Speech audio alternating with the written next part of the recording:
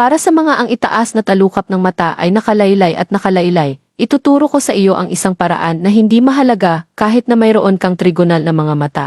Ngayon ay wala na akong mukha na makipagkita sa mga tao. Kapag lumabas ako, lahat sila ay nagsasabi na ako ay matanda na, ibig sabihin ay nagamit ko na ito ay sapat na.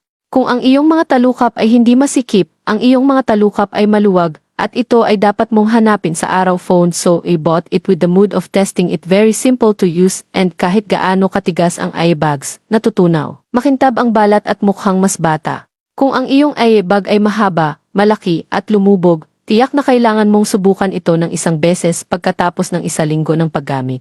Maaari natin itong ilapat sa anumang lugar kung saan ang balat ng ating mukha ay lumulubog kung ang iyong balat ay maraming mga wrinkles at napakalalim na eye bags. Dapat mong subukan ito kahit sinong gumagamit nito ay malalaman na kahit na ang iyong mga talukap ay lumulubog dahil sa pagkawala ng collagen, dahil sa mahinang mga kalamnan ng levator, kung ang iyong mga talukap ay nagsisimulang lumubog. Maaari mong gamitin ang brick eye grinding method upang mapabuti ang saging na balat.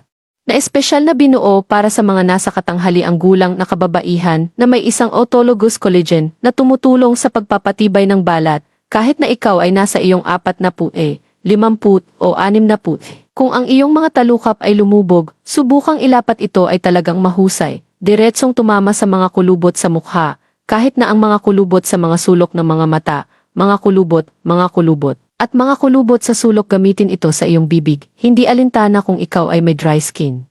Oily na balat, kombinasyon ng balat, maaari mong gamitin ito ng direkta bawat gabi pagkatapos hugasan ang iyong mukha at ilapat ito ng direkta tulad nito gamitin ito ng may kapayapaan ng isip parehong mura at mabuti. Kung ang iyong eye bags ay malaki at lumulubog at bumagsak sa isang malaking bukol, huwag mag-atubiling pa at subukan ito ngayon.